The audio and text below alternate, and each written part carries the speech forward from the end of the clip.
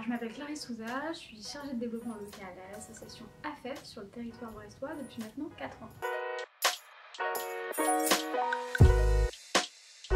Alors, l'association AFEF, c'est une association qui fête ses 30 ans l'année prochaine, dont le projet principal est de lutter contre les inégalités éducatives et sociales, notamment dans les quartiers prioritaires.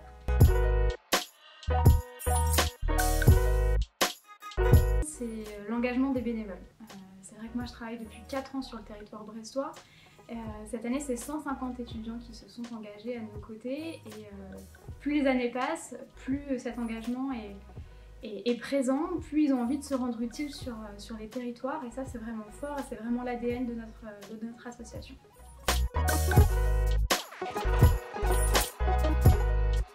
Donc nous, chaque année, sur le territoire brestois, on mobilise à peu près 150 étudiants bénévoles pour qu'ils puissent accompagner une centaine, 130 jeunes ou enfants scolarisés sur le territoire, dont le but premier est de les accompagner à leur domicile, 2 heures par semaine, sur vraiment ce coup de pouce autour de la scolarité et culturellement.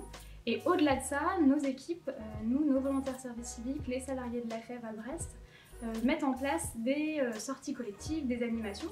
Et à ce titre, on mobilise également des étudiants dans les campus universitaires et notamment des étudiants ingénieurs qui montent des projets avec nous de façon aussi à promouvoir à la fois les études scientifiques et également les études numériques pour inciter les jeunes aussi à aller dans ces champs-là.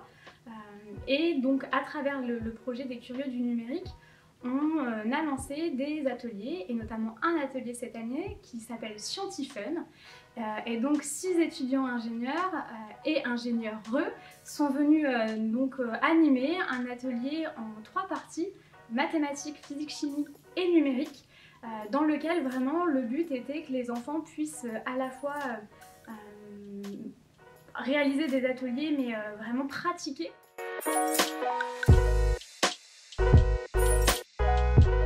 Alors l'impact sur les étudiants bénévoles notamment et ces étudiants d'ingénierie, c'est de pouvoir valoriser leur savoir et leurs connaissances. Ça c'est essentiel, ils ont tendance à être beaucoup dans la théorie, pas forcément être en stage, etc. Donc là le but c'est aussi de pouvoir leur montrer qu'ils sont en capacité de transmettre, d'être de bons pédagogues. Donc ça c'est vraiment pour la partie étudiants bénévoles, puis d'être utile aussi auprès d'un public qu'ils ne côtoient pas, et notamment une deuxième jeunesse. Et puis pour les enfants, c'est leur montrer aussi qu'en déconstruisant certaines choses, en faisant des choses différemment, notamment là à travers Scientifun, de pouvoir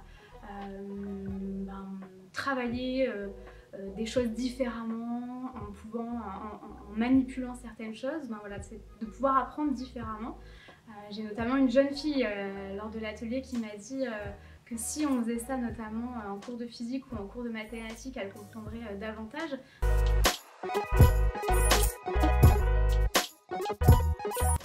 Alors l'aide obtenue par le fonds de dotation est d'abord financière dans notre structure.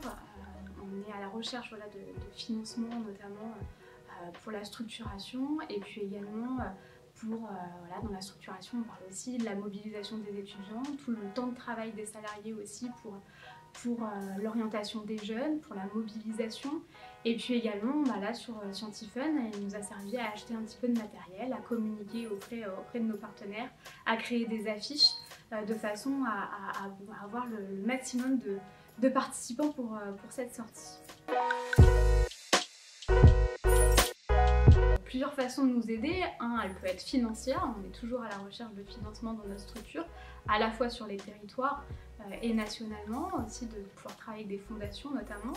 Et puis également, depuis le premier confinement, on a lancé une action qui s'appelle le mentorat à distance.